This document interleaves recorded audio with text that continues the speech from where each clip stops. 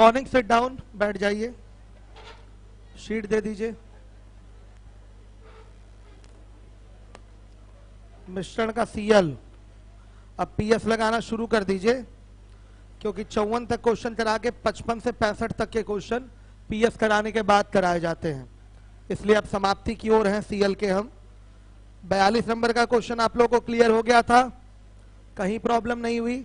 Oral भी कर लेंगे।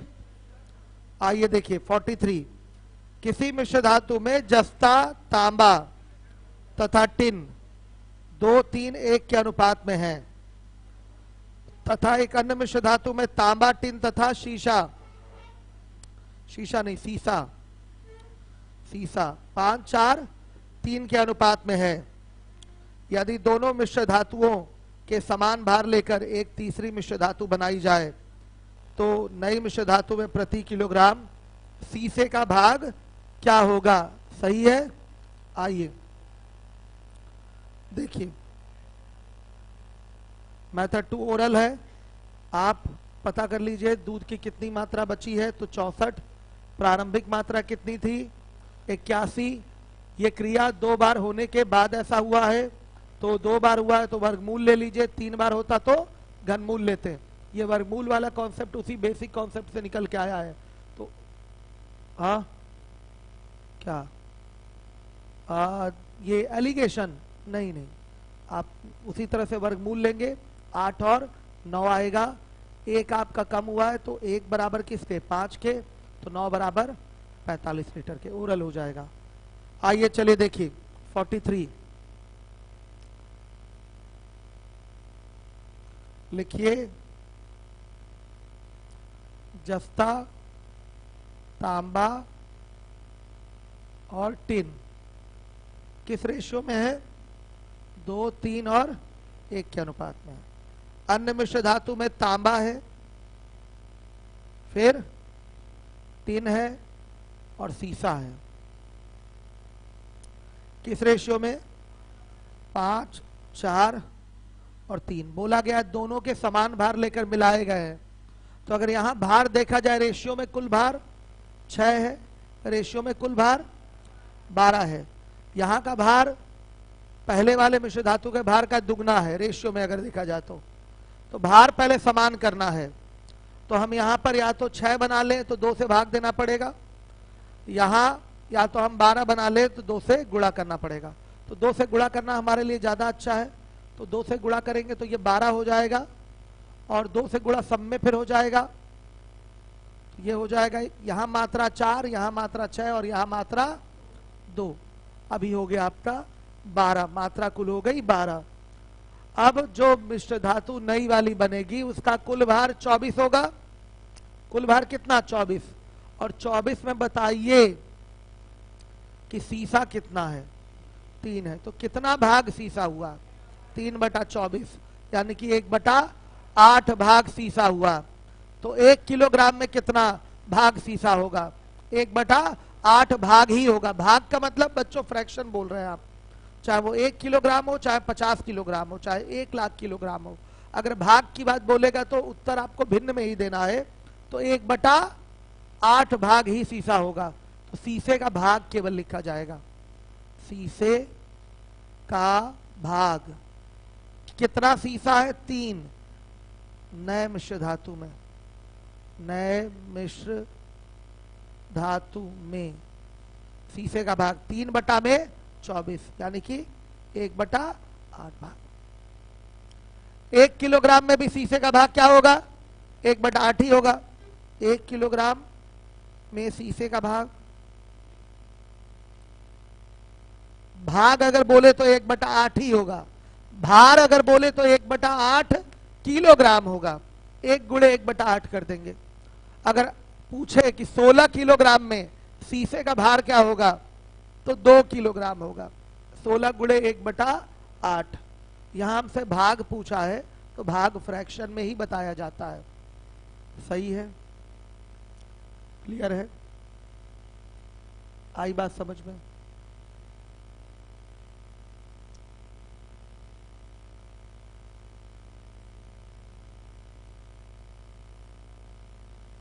कर लीजिए नोट। मिश्रा जी खड़े हो जाइए। नए मिश्र धातु में बताइए आप तांबे का भाग। गलत। नए मिश्र धातु में मैं तांबे का भाग पूछ रहा हूं, आप बताइए। 5/24। गलत। आप 11/24। भाई पूरा मिलाया गया ना, 12 12 24 हो गया। 6 यहां तांबा है, 5 यहां तांबा है, तो तांबा कितना हो गया? 11। तो 11/24 भाग आपका तांबा है। आ रही है बात समझ में? सही है। अगर मैं पूछूं, मिश्रा जी के बगल वाला बच्चा खड़ा हो जाए, बैठ जाइए आप। चलिए आप बताइएगा, टिन का भाग बताइए नए मिश्र धातु में। टिन का 6/24 मतलब 1/4 भाग। सही है। क्यों, आपको समझ में आ रहा है? गुड, सही है। तो ये क्वेश्चन क्लियर हो गया कैसे हुआ? एलिगेशन से नहीं लगेगा, ये रेशियो से ही लगेगा। एलिगेशन नहीं लगाना है, यहां पर लगेगा नहीं, रेशियो से लगेगा। सही है, बैठ जाइए आप। Very good. अब चलिए आ जाइए, अगला क्वेश्चन है हमारा 44 44 देखिए।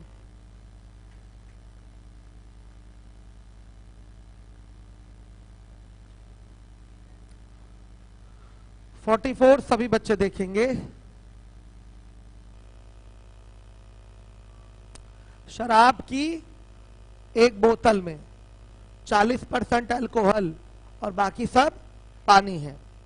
उसमें से शराब की कुछ मात्रा निकाल ली जाती है तथा उसके स्थान पर एक अन्य शराब की उतनी ही मात्रा डाली जाती है जिसमें 25% अल्कोहल है। अब उस बोतल में 30% अल्कोहल है। ज्ञात कीजिए बोतल में भरे शराब का कौन सा भाग निकाला गया। ये आपको ज्ञात करना है। तो चलिए मैं पूछना चाहूंगा, आप खड़े हो जाइए। मिलावट यहां हो रही है, मिलावट किसकी किसकी हो रही है? पहले शराब की शेष मात्रा और हाँ डाली गई दूसरी शराब, इन्हीं की मिलावट हो रही है। एकदम सही आपने बताया है। तो ऐसे ही लगाएंगे हम एलिगेशन का मेथड। लिखेंगे पहले शराब की शेष मात्रा और दूसरी शराब, इसी की मिलावट हो रही है। अब देखिए, अगर रिप्रेजेंटेशन हम देंगे पहले शराब की शेष मात्रा का, तो अल्कोहल कितना है? 40%। दूसरे प्रकार की शराब में अल्कोहल कितना है? 25%। और जो नया बोतल में मिश्रण तैयार हुआ है उसमें अल्कोहल 30%। क्रॉस डिफरेंस 5 और 10 का 1 और 2 आ गया। पूछा गया बताइए बोतल में जितना भी शराब था उसका कौन सा भाग निकाला गया। तो ये देखिए डाली गई दूसरी शराब है। अब बच्चों साफ दिखाई दे रहा है कि पहले शराब की बची मात्रा रेशियो में 1 है, डाली गई दूसरी शराब 2 है। तो जितना शराब हमने दूसरा वाला मिलाया है उतना ही शराब निकाला था। तो क्या हम निकाली गई शराब को 2 बोल सकते हैं? निकाली गई शराब को 2 बोल सकते हैं। फिर शराब की प्रारंभिक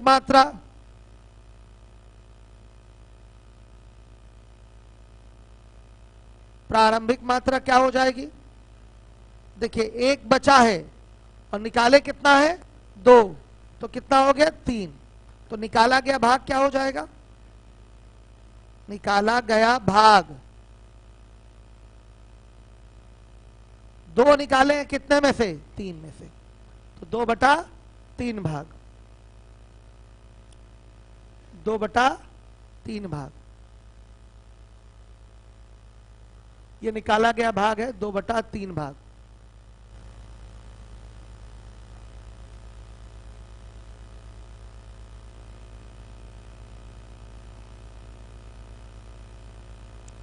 हर एक बच्चा ध्यान देगा।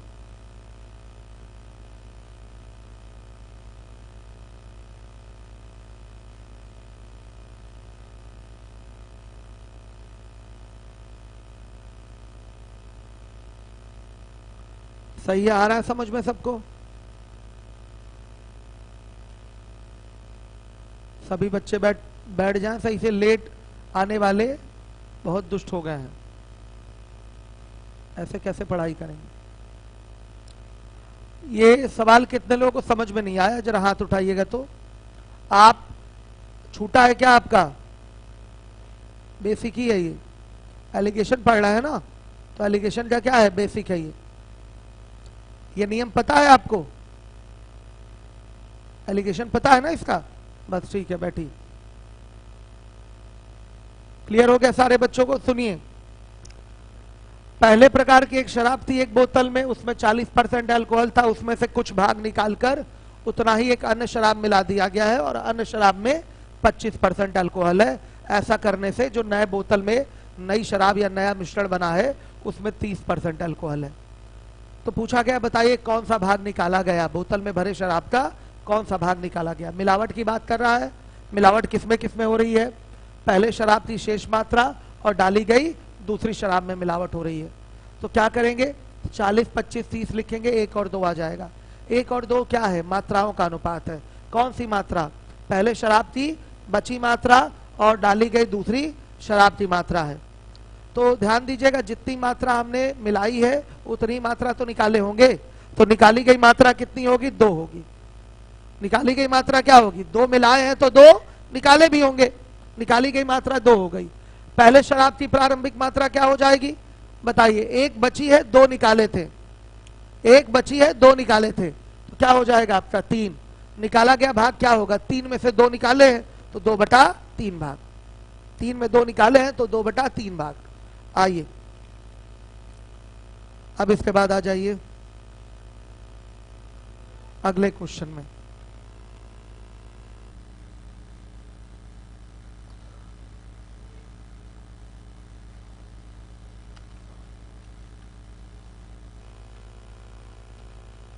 देखिए, 2 प्रकार का कांसा है। पहले प्रकार के कांसे में 75% तांबा और दूसरे प्रकार के कांसे में 35% टिन है। कांसा मतलब बच्चों ब्रॉन्ज, जानते हैं ना, जैसे तलवार वगैरह जिससे पहले जमाने में बनाई जाती थी, मजबूत होता है। तांबा और टिन मिला देंगे तो कांसा बन जाता है और एक मजबूत धातु होती है जिससे तलवार वगैरह बनाई जाती है। 2 प्रकार का कांसा है। पहले प्रकार के कांसे में 75% तांबा है और दूसरे प्रकार के कांसे में 35% टिन है।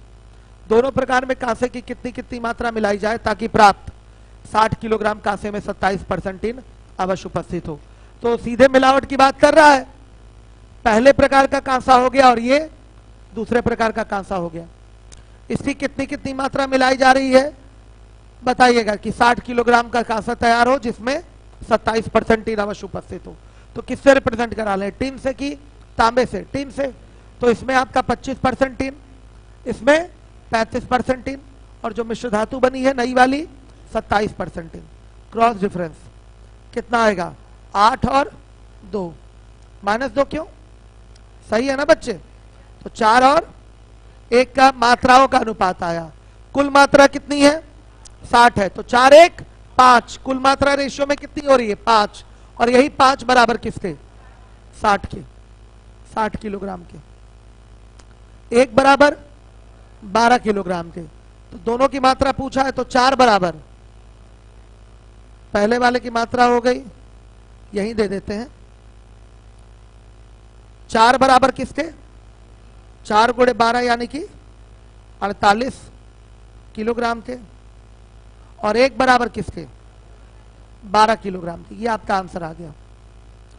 दोनों प्रकार के कांसे की मात्रा आ गई। एक है पहले प्रकार वाला 48 किलोग्राम लिया है और दूसरे प्रकार वाला 12 किलोग्राम लिया है।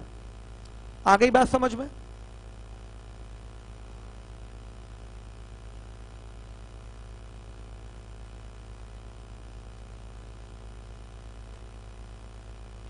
क्लियर हो गया? आ रहा है समझ में?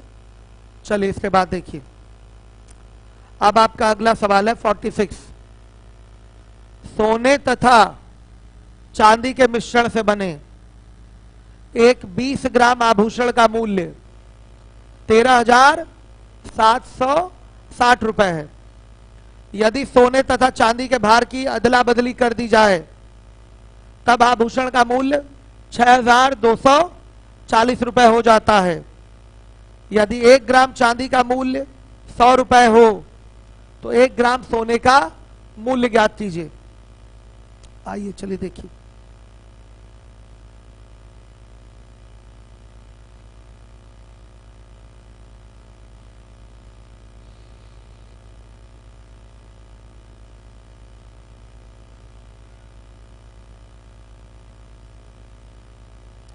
ध्यान से देखिए।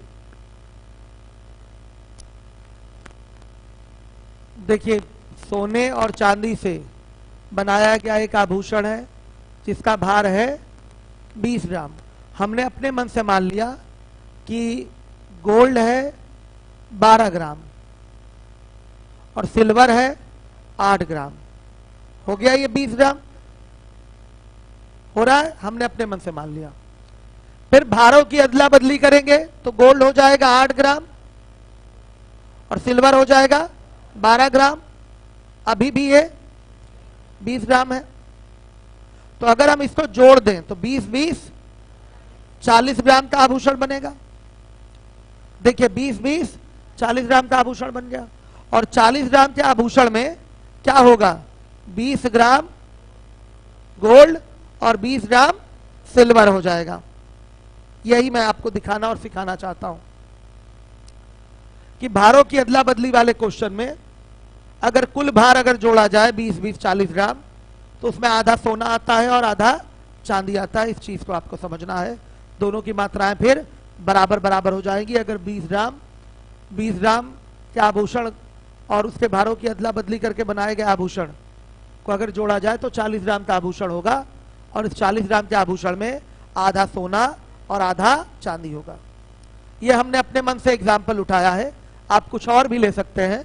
जैसे आपने गोल्ड ले लिया 17 ग्राम, सिल्वर ले लिया 3 ग्राम, भार कितना हुआ 20 ग्राम।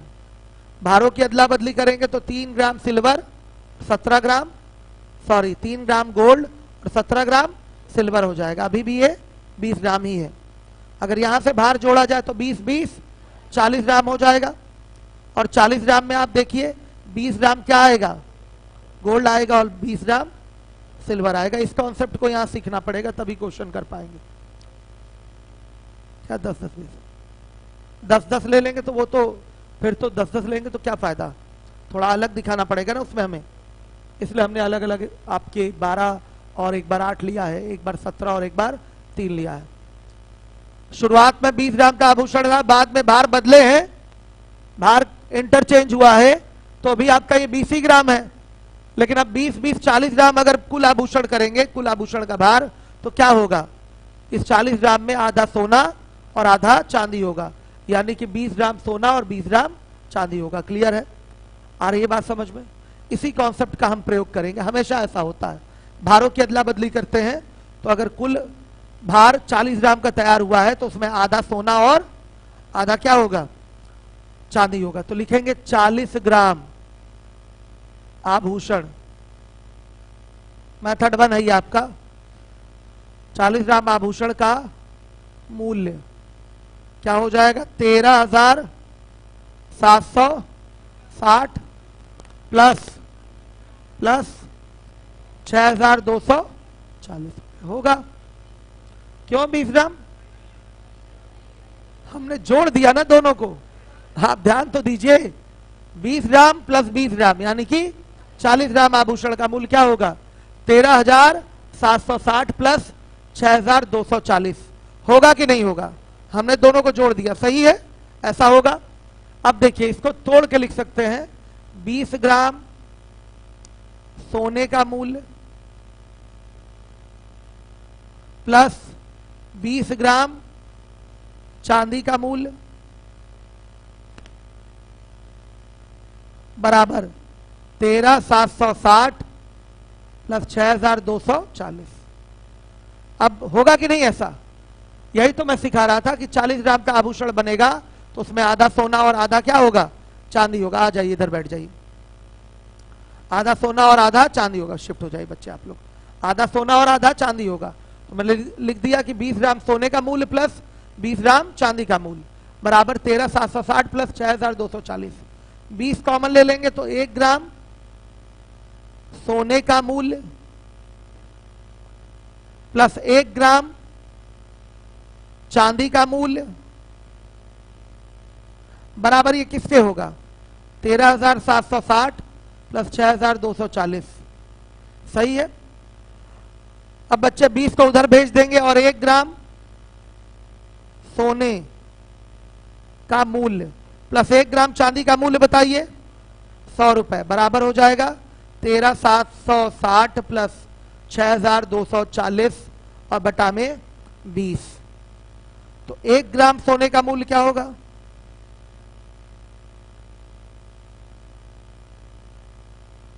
13,760 प्लस 6,240 बटा 20 और माइनस 100 कितना?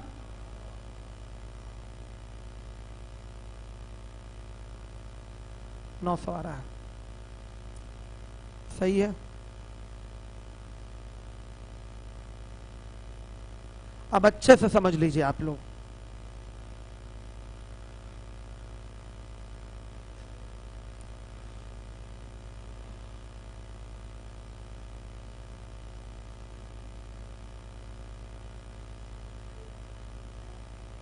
क्या 100 कैसे आया? क्वेश्चन में पढ़िए, लिखा हुआ है 1 ग्राम चांदी का मूल्य बराबर 100 रुपए। पढ़िए।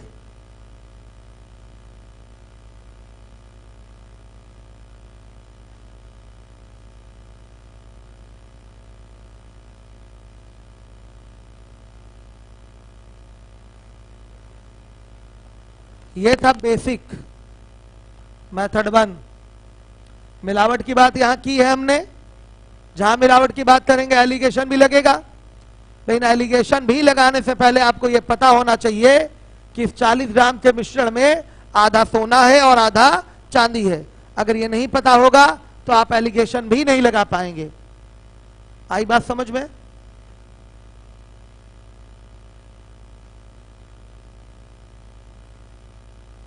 ठीक है। दोबारा समझाया जाए तो लिखिए इसका एक शॉर्टकट नोट लिखिए। हर एक बच्चा लिखिए, नोट लिखिए। सोने तथा चांदी के मिश्रण से बने, लिखिए। हर एक बच्चा लिखे, लीवोलन वाले भी लिखे। सोने तथा चांदी से बने, सोने तथा चांदी से बने एक x ग्राम आभूषण का मूल्य, एक x ग्राम आभूषण का मूल्य R1 रुपए, एक x ग्राम आभूषण का मूल्य R1 रुपए है। एक x ग्राम आभूषण का मूल्य R1 रुपए है। हो गया। यदि सोने तथा चांदी के, यदि सोने तथा चांदी के भारों की परस्पर अदला बदली कर दी जाए, परस्पर अदला बदली कर दी जाए, तब आभूषण का मूल्य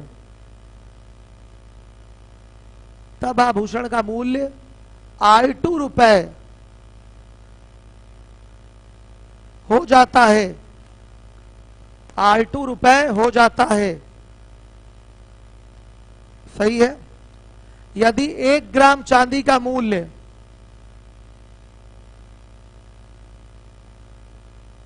यदि 1 ग्राम चांदी का मूल्य P रुपए हो, एक ग्राम चांदी का मूल्य P रुपए हो, तब 1 ग्राम सोने का मूल्य बराबर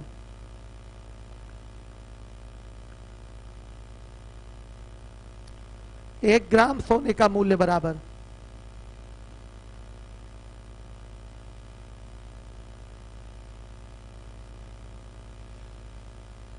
क्या होगा बच्चों?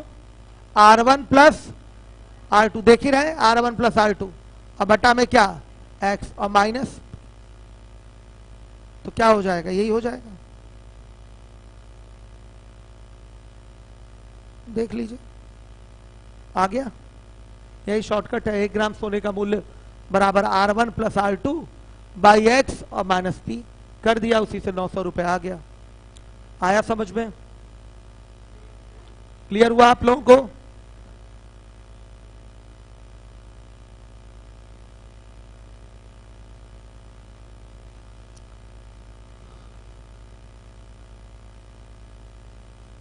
क्यों बच्चों, सही है। अब आइए चलिए देखिए, आपका अगला क्वेश्चन है 47, नहीं 47 नहीं, इसी का मेथड 2। पूरे 40 ग्राम के मिश्रण में सोना तथा चांदी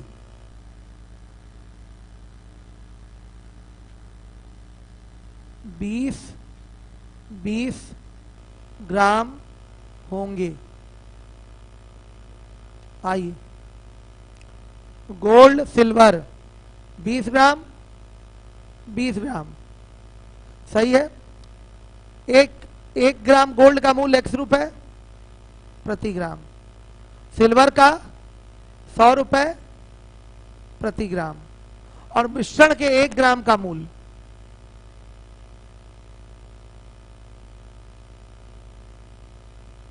बोलिए क्या हो जाएगा। मिश्रण के 1 ग्राम का मूल्य 13,760 प्लस 6,240 बटा 40, कितना 500 आ रहा है कि नहीं? 500 बताइए, आ रहा है 500, तो यहां लिख देंगे 500 रुपए प्रति ग्राम। क्रॉस डिफरेंस, ये छोटा है तो यह आएगा 400, तो ये बड़ा होगा तो x माइनस 500 आएगा। यहां मात्राएं दोनों बराबर है, तो ये भी मात्राएं दोनों क्या होंगी, बराबर होंगी। तो क्या लिखेंगे, 400 बराबर x माइनस 500, x बराबर क्या 900। ये आपका आंसर है, मेथड 2 से कर दिया। देख लीजिए सभी बच्चे, अगर आपको यह ना पता होता कि इस 40 ग्राम में आधा सोना और आधा चांदी है, तो क्या यह सवाल लग पाता? नहीं लग पाता, फिर ये क्वेश्चन नहीं कर पाते आप। सही है, आ रहा है समझ में? ठीक है,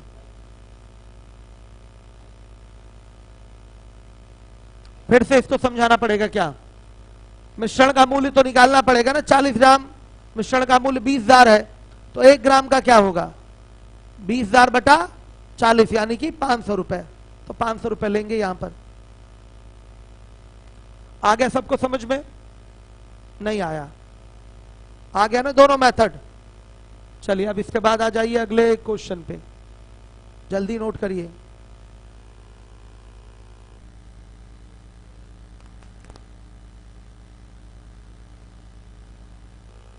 अगले क्वेश्चन पे आइए, 47। 10,000 रुपए की राशि को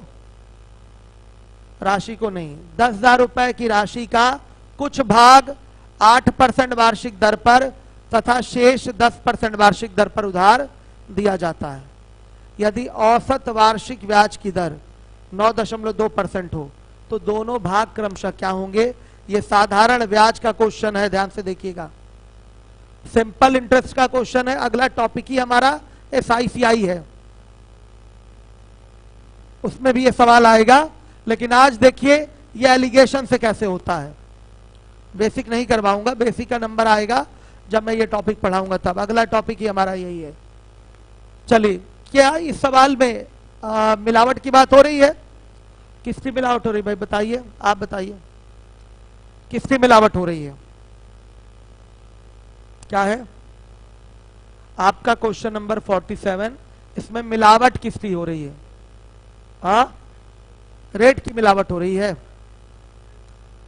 हाँ, बोलना चाहिए आपको कि जो 10,000 है ये दो अलग अलग दरों पर दिए गए ब्याजों का नहीं, धनों का मिश्रण है।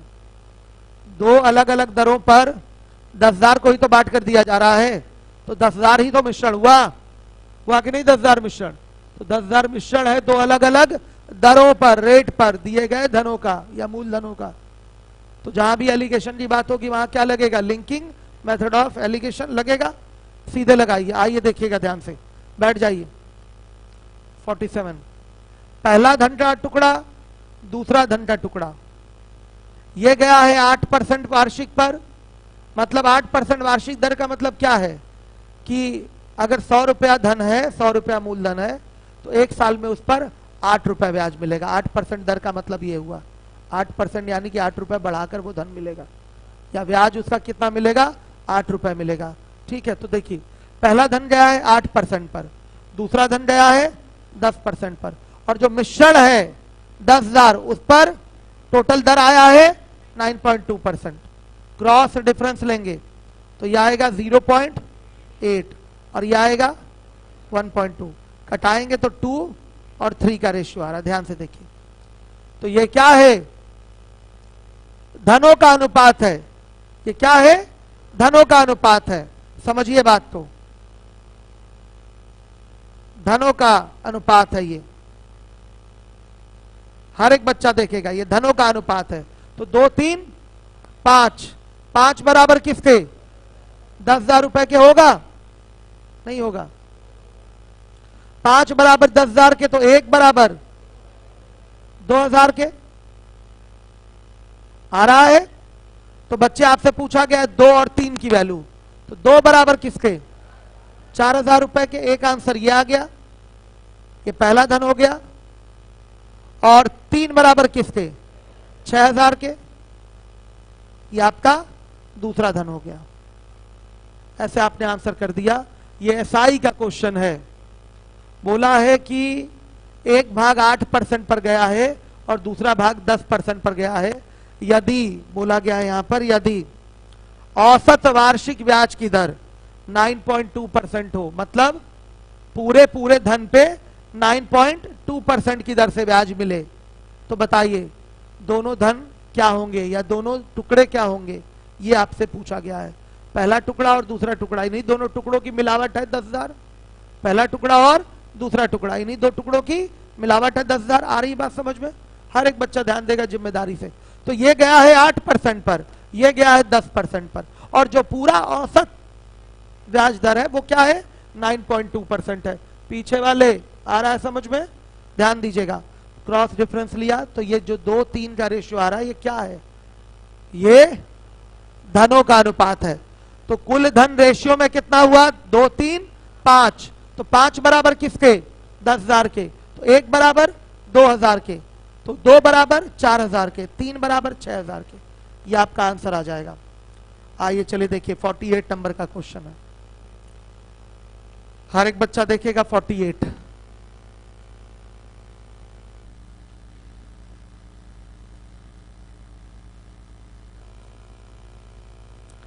सब सवाल एग्जाम में ऐसे ही कर लेने चाहिए, जो तरीका आपको एलिगेशन का बताया जा रहा है इसी तरीके से होते हैं एग्जाम में क्वेश्चन। एक व्यापारी ने 2 साहूकारों से कुल 2,000 रुपए कर्ज लिया है, 2 अलग अलग साहूकारों से। एक को 8% वार्षिक तथा दूसरे को 6% वार्षिक दर पर उधार दिया है। उधार दिया नहीं, एक से कर लीजिए, एक से 8% वार्षिक तथा दूसरे से 6% वार्षिक दर से उधार लिया है। आ गया समझ में? 1 से 8% वार्षिक तथा दूसरे से 6% वार्षिक दर पर उधार लिया है। एक साल बाद साधारण ब्याज के रूप में उसने 136 रुपए चुकाए हैं, तो उसने 8% की दर पर कितना धन उधार लिया? 8% की दर पर उसने कितना धन उधार लिया? भाई व्यापारी साहूकार से क्या करेगा? उधार लेगा, इसलिए थोड़ा सा भाषा में करेक्शन कर लीजिए। 48 नंबर का क्वेश्चन है। पहले साहूकार से लिया गया उधार, दूसरे साहूकार से लिया गया उधार, ये 8% की दर पर लिया गया है और ये 6% की दर पर लिया गया है। और मिश्रण जो है टोटल कितना तैयार हुआ है? 2,000। आया समझ में? तो 2,000 के बदले ब्याज कितना चुका रहा है? 136 रुपए। 136 रुपए एक्स्ट्रा ब्याज दे रहा है। तो बताइए आपका पूरे मिश्रण का दर क्या होगा, वो कैसे निकलेगा? भाई ये तो पहले टुकड़े का दर, दूसरे टुकड़े का दर, मिश्रण का दर कैसे निकलेगा? तो बच्चों SI/CI में पढ़ाऊंगा तो एक फॉर्मूला वहां पढ़ाऊंगा, दर R बराबर क्या होता है, रुकिए R ऐसे लिख देता हूं, SI इंटू 100 अपॉन में P इंटू T लिखिए, जहां R क्या है, दर प्रतिशत, SI क्या है, साधारण ब्याज है, सिंपल इंटरेस्ट है, P क्या है, मूलधन है, प्रिंसिपल इंग्लिश में इसको कहते हैं, और T क्या है, समय है। तो ये फॉर्मूला आपका बनेगा R बराबर SI इंटू 100 अपॉन में P इंटू T, ये फॉर्मूला होता है। SI का फॉर्मूला पढ़ाऊंगा मैं PRT/100, उसी से ये R निकाला गया है। आ रही है बात समझ में सबको? तो ये अनिवार्य रूप से जानना पड़ेगा इस क्वेश्चन के लिए, R बराबर SI into 100 upon P into T। जानेंगे तो जल्दी कर लेंगे, आराम से आप जान लीजिए, लेकिन जब मैं SI पढ़ाऊंगा तो बिना इस फॉर्मूले के यूज के भी सारे क्वेश्चन करवा दूंगा। जब SI पढ़ाऊंगा तो इस फॉर्मूले का प्रयोग मेथड 1 में करूंगा और विदाउट फॉर्मूला भी क्वेश्चन मेथड 2 से कर दूंगा। दोनों तरीके हैं हमारे पास करने के। चलिए आइए देखिए, तो यहां पर हम मिश्रण का दर निकालते हैं, माध्य दर क्या हो जाएगा, SI 136 रुपए एक साल में टोटल चुकाया गया है बटा 100, मूलधन टोटल कितना 2000 गुणे समय 1। देखिए अगर ये पूरा प्रॉपरली एक्यूरेट फिगर नहीं आ रहा होगा तो भिन्न में ही रखिएगा। 6.8 एक्यूरेट आ रहा है, कट गया है, आगे कट गया है कि नहीं, कटना जरूरी है पूरा पूरा, तो 6.8 यहां रख देंगे। ये मिश्रण का माध्य दर निकालना जरूरी है, देख लीजिए क्रॉस डिफरेंस कितना 0.8 और ये कितना आ रहा है 2 और ये आ गया फिगर। बच्चों ये मूलधनों का अनुपात है, पहले वाले साहूकार से अगर 2 लिया तो दूसरे वाले साहूकार से कितना लिया 3 लिया, तो कुल कितना उधार लिया 5 लिया, और 5 बराबर किसके है 2000 रुपए के है, तो 1 बराबर किसके 400 के। क्या पूछा गया है कि 8% की दर पर उसने कितना उधार लिया, तो 8% की दर पर कितना लिया है 2, तो 2 बराबर किसके 800 रुपए के। यही आंसर है, यह चीज निकालना जरूरी है। साल में टोटल 136 रुपए ब्याज चुकाया है, तो 136 रुपए ब्याज पूरा चुकाया गया है किस पर, बताइए पीछे वाले बच्चे आप लोग, किस पर चुकाया गया है 2000 पे ना, तो 2000 का 136 कितना परसेंट होता है एक साल के लिए, वही आपका दर है, वही आपका दर है।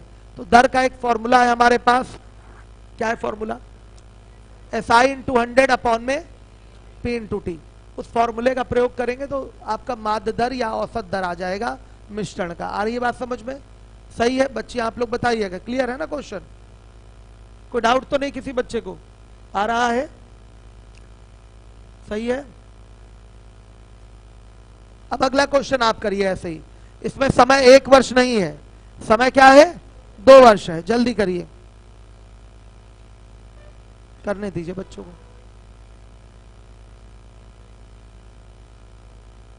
फटाफट करिए।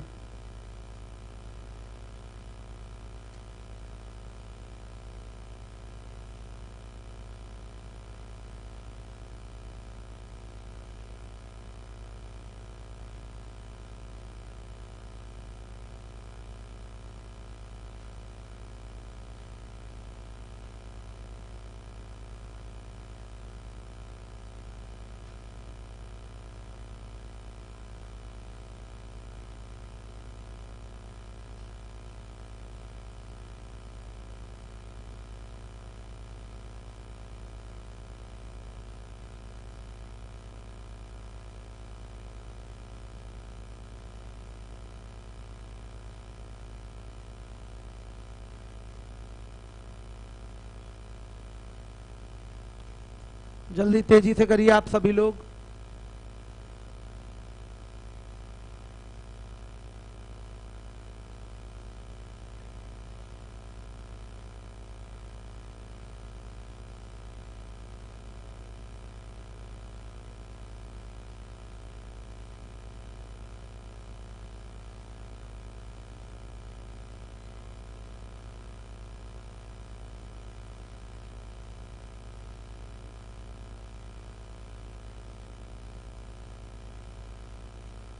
लीवोलन वाले आप लोग भी फटाफट करिए।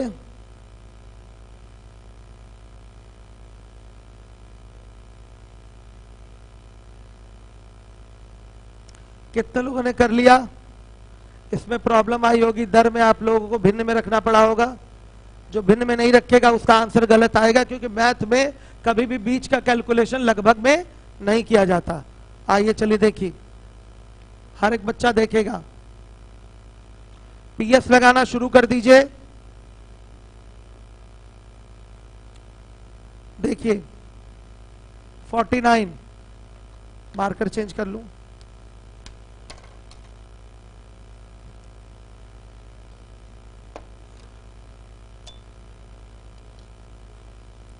देखिए एक व्यक्ति वही है 8400 रुपए को दो भागों में बांटकर पहले को 11% की दर से और दूसरे को 15% वार्षिक ब्याज की दर से कर्ज के रूप में दिया है। यदि 2 साल बाद कुल साधारण ब्याज 2232 रुपए प्राप्त हुआ है तो प्रत्येक भाग की राशि क्या है? आइए, पहला भाग, दूसरा भाग, ये गया है 11% पर और ये गया है 15% पर। तो मिश्रण का माध्य दर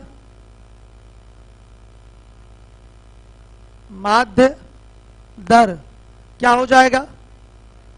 SI इंटू 100 अपॉन में P इंटू टी।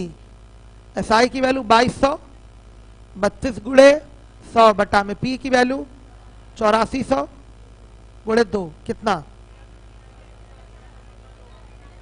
13.2 जो बोल दिया वो तो गलत है। 93 बटा, यही करना पड़ेगा। अगर ये नहीं करेंगे तो आंसर कभी मैच नहीं करेगा, आपका याद रखिएगा।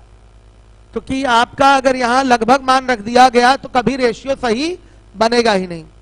तो हमेशा आपको मिश्रण में याद रखना है कि कहीं बीच में कहीं आपको लगभग में मान नहीं डालना है, कभी रेशियो सही बन नहीं पाएगा। हाँ, एग्जैक्ट मान डालिए। एग्जैक्ट मान क्या है यहाँ पर? 93 बटा क्या है? 7 है। तो नॉर्मली घटाना है, घटा लीजिए। कितना? 12 बटा 7 और ये 16 बटा 7, 7 से 7 कैंसिल, तो ये 3 और 4 आ रहा है। तो 4 3 7, कुल धनराशि 7 हो गई। 7 बराबर किसके? 8400 के। 1 बराबर कितना? 1200 के। सही है, 1 बराबर 1200 के।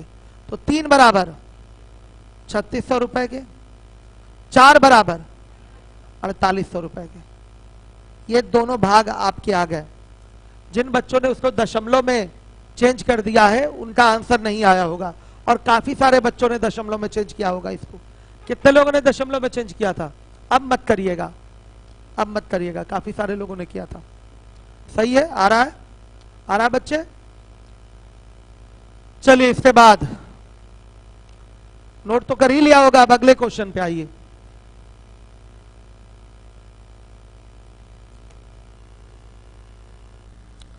आगे देखिए क्या है, क्या कह रहे हैं। अगला क्वेश्चन देखिए 50 नंबर का, 50। किसी कक्षा के 27 विद्यार्थियों की औसत आयु 45 वर्ष है। इसमें कुछ नए विद्यार्थी जिनकी औसत आयु 27 वर्ष है को शामिल कर लेने पर संपूर्ण कक्षा की औसत आयु 36 वर्ष हो जाती है। विद्यार्थियों की कुल संख्या क्या होगी? देखिए, विद्यार्थियों की कुल संख्या पूछा है तो पुराने विद्यार्थी 27 थे, इसमें कुछ नए विद्यार्थी शामिल किए गए हैं। तो ये जो विद्यार्थियों की कुल संख्या है वो क्या है? मिश्रण है, नए और पुराने विद्यार्थियों का। तो जहां भी मिलावट की बात होगी वहां क्या लगेगा? लिंकिंग मेथड ऑफ एलिगेशन लगा लीजिए। देखिएगा क्या हो जाएगा बच्चे, यहां पर पुराने विद्यार्थी और ये नए विद्यार्थी हो गए। पुराने विद्यार्थियों की औसत आयु क्या है? 45 वर्ष है। प्रौढ़ शिक्षा केंद्र लग रहा है बच्चों। और देखिए नए विद्यार्थी औसत आयु क्या है? 27 वर्ष है। और पूरी कक्षा या संपूर्ण कक्षा की औसत आयु क्या है? 36 वर्ष। क्रॉस डिफरेंस लीजिए, 9 और 9 यानी कि 1 और 1 आ गया। पुराने विद्यार्थी कितने हैं? 27, 1 बराबर 27 के, तो ये भी 1 बराबर 27 के। तो कुल विद्यार्थियों की संख्या, नया पुराना जोड़कर बताना है। तो कुल विद्यार्थियों की संख्या क्या हो जाएगा, नया पुराना दोनों, 27 प्लस 27, 54। देख रहे हैं अलग अलग टॉपिक के क्वेश्चन एलिगेशन से लग रहे हैं, इसलिए कई सारे टॉपिक के क्वेश्चन शामिल किए गए हैं यहां पर, कि आपको लगे, दिखाई दे कि जहां भी मिलावट की बात होती है, चाहे वो किसी भी टॉपिक का क्वेश्चन हो, एलिगेशन रूल लगता है वहां पर और क्वेश्चन का आंसर आ जाता है। सही है,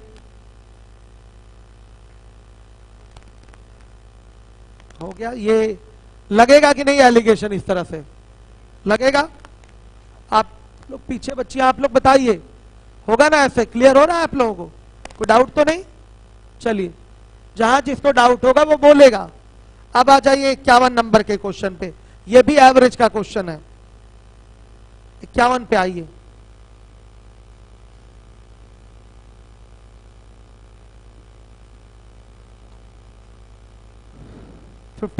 अच्छे से तैयार कर लीजिएगा, पीएस लगा लीजिएगा, अच्छे से तैयारी कर लीजिए और पीएस लगा लीजिए। एक कार्यालय में ऑफिसर और कर्मचारियों की संख्या का अनुपात 2:5 है। ऑफिसर का वेतन 6,000 रुपए मासिक है, जबकि संपूर्ण कार्यालय का औसत वेतन 3500 है। कर्मचारियों का वेतन क्या होगा? देखिए, ऑफिसर, कर्मचारी, इन्हीं दोनों की मिलावट है।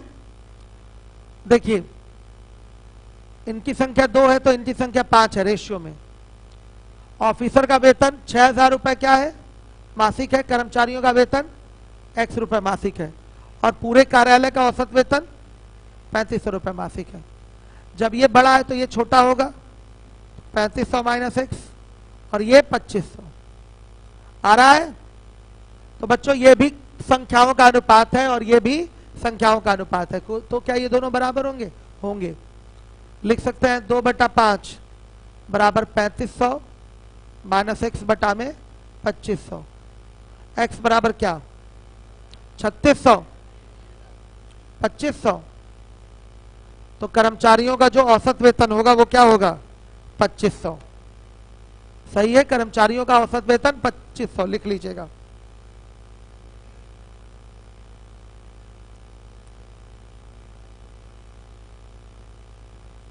कर्मचारियों का औसत वेतन 2500।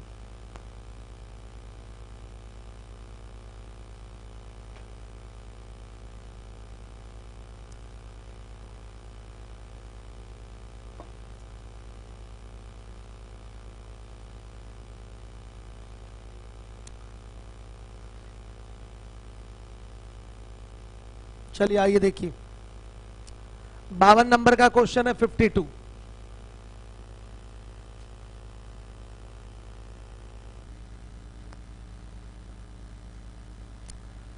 एक 40 किलोमीटर की दूरी, सॉरी, एक व्यक्ति 40 किलोमीटर की दूरी में से कुछ दूरी तांगे से, तांगा जानते हैं ना बच्चों?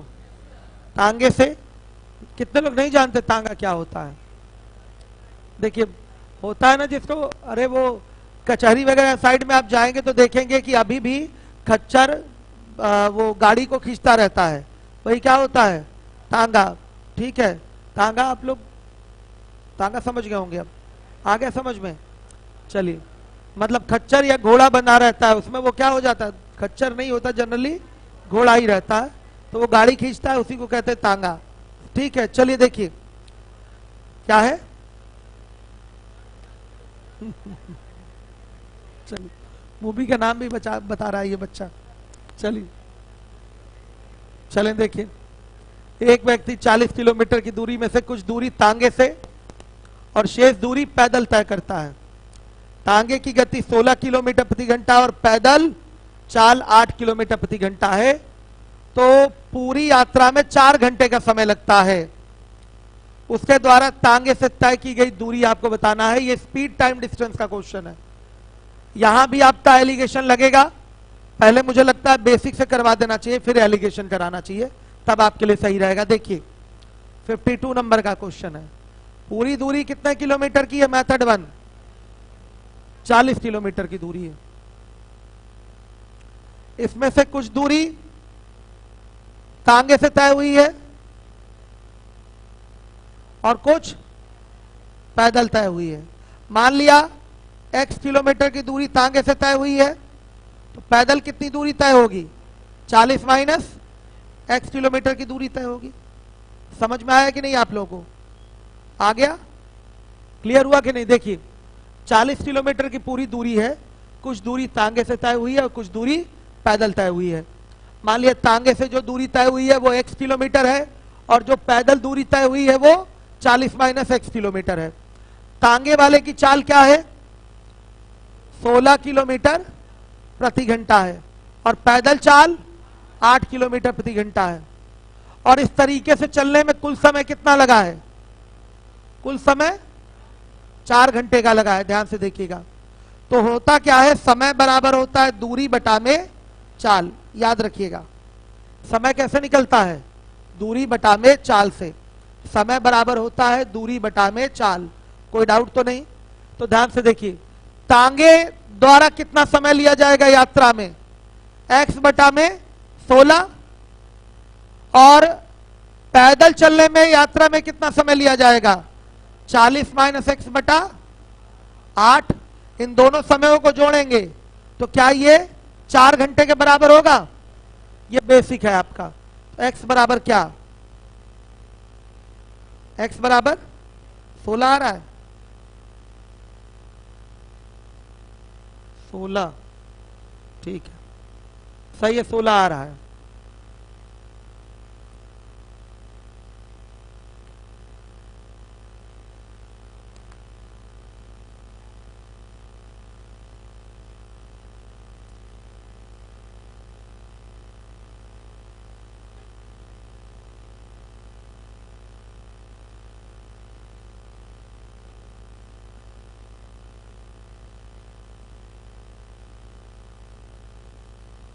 क्लियर है? सभी बच्चों को बताइए, आ रहा है सबको समझ में?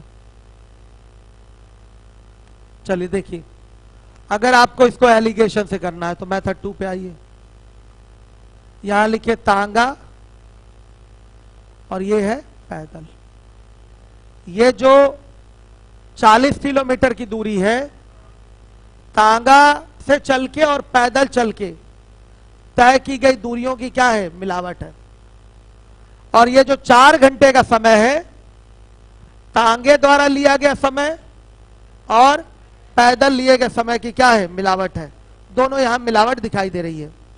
रिप्रेजेंटेशन हम देने जा रहे हैं चाल से। तांगे की चाल 16 किलोमीटर प्रति घंटा, पैदल चाल 8 किलोमीटर प्रति घंटा। मिश्रण की चाल बताइए। मिश्रण की चाल, मिश्रण की चाल ये हो गई आपकी 40 बटा में 4 यानी कि 10 किलोमीटर प्रति घंटा। आप सुनिए, तो बीच में आ जाएगा मिश्रण की चाल। भाई पूरी यात्रा 40 किलोमीटर की 4 घंटे में तय हो रही है, तो औसत चाल या मिश्रण की चाल? औसत चाल बोलिए, मिश्रण की चाल क्या होगी? 40 बटा 4 होगी कि नहीं? यानी कि 10 किलोमीटर प्रति घंटा आएगी। क्रॉस डिफरेंस ले लेंगे। ये कितना आ रहा है? 2 और ये 6, 1 और, तो ये 1 और 3 का जो अनुपात आया है वो किसका अनुपात है? समयों का। बच्चों को अटपटा लग रहा होगा, लेकिन समयों का ही अनुपात आता है। कब? जब आप चालों का अनुपात लेंगे तब। जब आप चालों का अनुपात लेंगे तो किसका? सॉरी, चालों का अनुपात नहीं, चालों का रिप्रेजेंटेशन देंगे। चाल से जब रिप्रेजेंट कराएंगे तो क्या आएगा? जो रेशियो आएगा वो सीधे सीधे दूरी का नहीं आता। बच्चे यहां गलती कर जाते हैं, दूरी को इसी रेशियो में बांट के बोलते हैं सीधे 10 और 30। सीधे बच्चे बोलते हैं तांगे से 10 और पैदल 30, गलत हो जाता है वहीं पर। यहां जो रेशियो आता है वो समयों का अनुपात आता है। क्यों आता मैं दिखा दूंगा अभी। ये समयों का अनुपात है 1 और 3 का। तो तांगे द्वारा लिया गया समय 3 1 4। 4 बराबर किसके? 4 घंटे के। 1 बराबर 1 घंटे के। तो ये क्या है? तांगे द्वारा लिया समय। तांगे द्वारा लिया गया समय 1 घंटा आ गया, तो तांगे द्वारा तय दूरी क्या होगी? बोलिए, तांगे द्वारा तय दूरी क्या हो जाएगा? 16 किलोमीटर प्रति घंटा चाल है, और दूरी बराबर क्या होता है? चाल गुणे क्या हो जाएगा? 16 गुणे 1, यानी कि क्या? तांगे द्वारा तय दूरी है। हर एक बच्चा देख ले, समझ लीजिए सही से।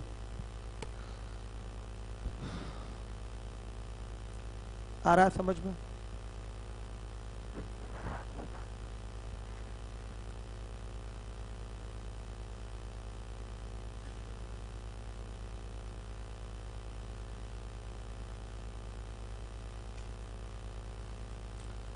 ये 40 किलोमीटर मिलावट है तांगे और पैदल तय की गई दूरियों का। ये 4 घंटे भी मिलावट है पैदल और तांगे द्वारा दूरी तय करने में लिए गए समयों का। अगर हम पैदल तांगा मेंशन करके रिप्रेजेंट करते हैं उसको चाल से, तो जो रेशियो आता है वो किसका आता है? दूरी का नहीं आता, वो किसका आता है? समय का आता है। मैं भी दिखाता हूं क्यों। हो गया? चलिए, समय का आ गया 1 और 3 का रेशियो। तो समय आपका टोटल है 4 घंटा, तो रेशियो में कितना है? 4। तो 4 बराबर 4 घंटे के, तो 1 बराबर 1 घंटे के। तो तांगे द्वारा यात्रा तय करने में लगा समय क्या है? 1 घंटा। तांगे की चाल है 16 किलोमीटर प्रति घंटा, तो तांगे द्वारा तय की गई दूरी क्या हो जाएगी बताइए? 16 गुणे 1 यानी कि 16 किलोमीटर हो जाएगी। आ रहा है समझ में? कोई डाउट तो नहीं? क्लियर है सारे बच्चों को? बच्ची आप लोग बताइए, सबको आ रहा है? चलिए देखिए, अब इसके बाद हम लोग देखते हैं ऐसा क्यों होता है।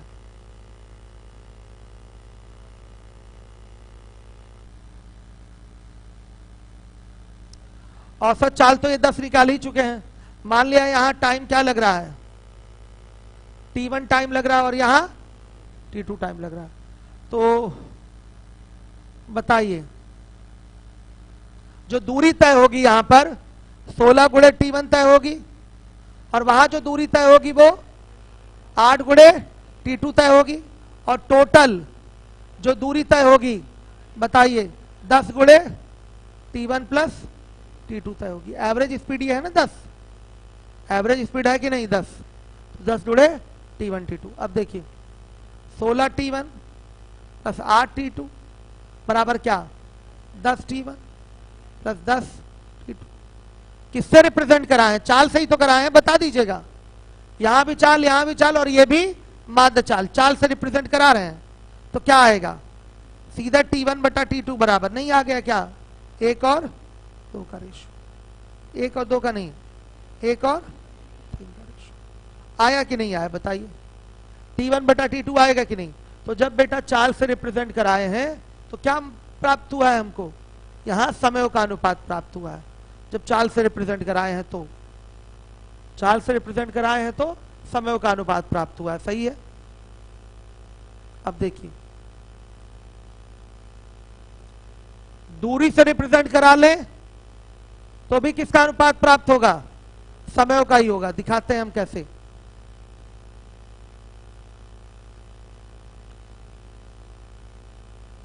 तांगा पैदल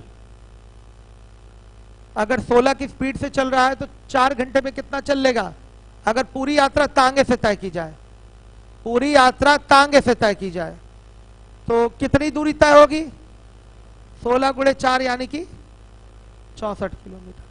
पूरी यात्रा पैदल ही तय की जाए तो कितना दूरी तय होगी? 32 किलोमीटर। लेकिन तय कितना हुआ? 40। क्रॉस डिफरेंस 8 और 24। 1 और लीजिए, ये किसका रेशियो है? टाइम का। किसका रेशियो है? टाइम का।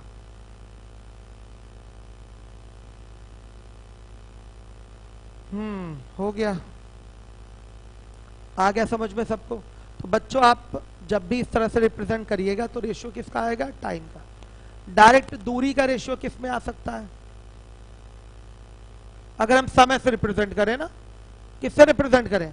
समय से। डायरेक्ट दूरी का आएगा। देखिए 40 बटा 16 40/8 और ये 4 समय से रिप्रेजेंट किया है। ठीक है, तो बताइए ये कितना आ रहा है वैसे कट के? 8 5 40, 5 हो गया। और ये 5 और नहीं 5 नहीं 10 और 10 नहीं 8 8 8 5 और 2। ठीक, क्रॉस डिफरेंस लेंगे तो कितना आएगा? 1 और ये 2.5 हो गया, यानी कि 1.5 1.5। तो कितने का रेशियो आ रहा है? हाँ, तो 0.5 से घटाइए तो 2 और ये 3। 2 3 का जो रेशियो आया है किसको शो कर रहा है? सीधे दूरी को शो कर रहा है। 2 3 5, 5 बराबर 40 के, तो 1 बराबर 8 के, तो 2 बराबर 16 के, 3 बराबर 24 के। ये आ गया। अगर टाइम से रिप्रेजेंट कराए तो, समय से रिप्रेजेंट कराते हैं तो डायरेक्ट किसका रेशियो आ जा रहा है? बताइए, दूरी का। समय से अगर रिप्रेजेंट करा रहे हैं तो किसका रेशियो आ रहा है? दूरी का। नहीं तो दूरी से कराइए या चाल से कराइए, किसका आएगा? समय का ही आएगा। ज्यादातर वैसे बच्चे किससे रिप्रेजेंट कराते हैं? चाल से। ज्यादातर बच्चे चाल से रिप्रेजेंट कराते हैं, तो जो रेशियो आएगा वो किसका आएगा? किसका आएगा? समय का। दिमाग में रहे ये बात। और समय से रिप्रेजेंट कराएंगे तो किसका रेशियो आएगा? दूरी का। आ रहा है वहां पर दूरी का। सही है? क्लियर है कि नहीं? तो रट डालिए इसको। अगर आप चाल से रिप्रेजेंट करा रहे हैं तो जो रेशियो आता है वो किसका आता है? हाँ, टाइम का आता है। फिर टाइम का बंटवारा पहले करिए, फिर फॉर्मूला लगा के दूरी निकालिए। तो इस तरीके से कल में भी पॉसिबल है कि आपके पूरे टॉपिक का जो पूरा टॉपिक है मिश्रण का टेस्ट हो जाए, क्योंकि सीएल आपका समाप्त हो चुका है। आप कहेंगे लास्ट के 10 क्वेश्चन बचे हैं, तो वो पीएस के बाद होते हैं, क्योंकि वही स्टैंडर्ड क्वेश्चन है। आई बात समझ में? पीएस के बाद हो भी सकता है और नहीं भी। लगा के आइएगा पीएस, जो नहीं लगा के आएगा उसको क्लास से बाहर कर देंगे हम। लगा के आना जरूरी है हर एक बच्चे को, और जिस कॉपी पे लगाइएगा वो कॉपी भी लेकर आइएगा। सुन लीजिए दोबारा से सुन लीजिए, जिस भी कॉपी पर आप लगाइएगा वो कॉपी अवश्य लेकर आइएगा, नहीं तो हम 5 दिन के लिए क्लास आपकी बंद करवा देंगे। समझिए, जब तक पीएफ चलेगा। जिस कॉपी पे लगाइएगा, फिर से आई रिपीट बच्चों, सुनिए फिर से, आप जिस भी कॉपी पे लगाइएगा वो कॉपी लेकर आइएगा, नहीं तो क्लास से बाहर कर दिया जाएगा, और वो भी बेइज्जत शर्मिंदा करके। ठीक है? सुनिए, इसके बाद आज से लड्डू तो दीपक सर को आज कूट देंगे हम। उनको बोले हैं सामान लाने के लिए, वो ला ही नहीं रहे। उन्हीं की जिम्मेदारी। मेरे पास समय है नहीं बच्चों, एकदम नहीं टाइम है कि मैं कोई दूसरा दिमाग लगा पाऊं। बहुत सारे काम मुझे करने होते हैं, कोचिंग के बाद भी बहुत सारे काम है जो कोचिंग की जिम्मेदारी है, उसको पूरा करना है। सुनिए, दीपक सर को आज मैं पीटूंगा। सुनिए, तो दीपक सर भाई हमारे स्टूडेंट रहे हैं, तो हम तो पीट ही सकते हैं उनको। क्या हुआ? क्या है? हम तो पीट ही सकते हैं उनकी गलती पे। चलिए सुनिए ध्यान से। अरे हमारी बात सुन लीजिए, मेरी बात सुन लीजिए। आज से आपका नया बैच जीएस का स्टार्ट हो रहा है। ये आप ही लोगों के लिए स्टार्ट ही हो रहा है, आपके बैच के लिए ही। आपके जस्ट आपके क्लास के बाद समय रखा गया है। पॉलिटी से आज क्लास स्टार्ट होगी। सारे सब्जेक्ट चलेंगे इसमें। पॉलिटी के बाद हिस्ट्री चलेगा या ज्योग्राफी चलेगा, ऐसे करके। तो बच्चों क्या हो गया? आप सभी लोग वहां पहुंचिएगा। जैसे अभी ज्योमेट्री वाली क्लास में आप नहीं बैठते हैं, घर चले जाते हैं, लेकिन आज जो है ज्योमेट्री वाली क्लास में भले आप बैठे या ना बैठे, बाहर टहलते रहें, और जैसे ही 12:45 होगा, कहाँ? सामने वाली क्लास में पहुंच जाइएगा आप लोग। ये आपकी जिम्मेदारी है। 2-4 दिन पढ़ के देखिए। मैं ये नहीं कह रहा हूं कि पढ़िए ही, 2-4 दिन पढ़ के देखेंगे तो आपको जीएस कैसे क्या पढ़ना है वो सारी चीजों की जानकारी होगी। 2-4 6-10 दिन पढ़ के देखें आप। ठीक है? चलिए, क्या है? एसआई और पीईटी से मतलब नहीं है। जीएस तो जीएस होता है आपका, तो कॉमन होगा, तो वो सारे एग्जाम को टारगेट करके होगा, केवल एसआई नहीं। सीजीएल, सीएचएसएल, एसआई सबको, सारे एग्जाम को टारगेट करके होगा। चलिए, अब मैं मिलता हूं थोड़ी देर बाद।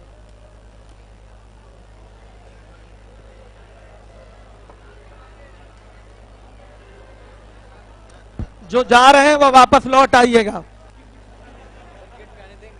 क्यों नहीं आने देंगे?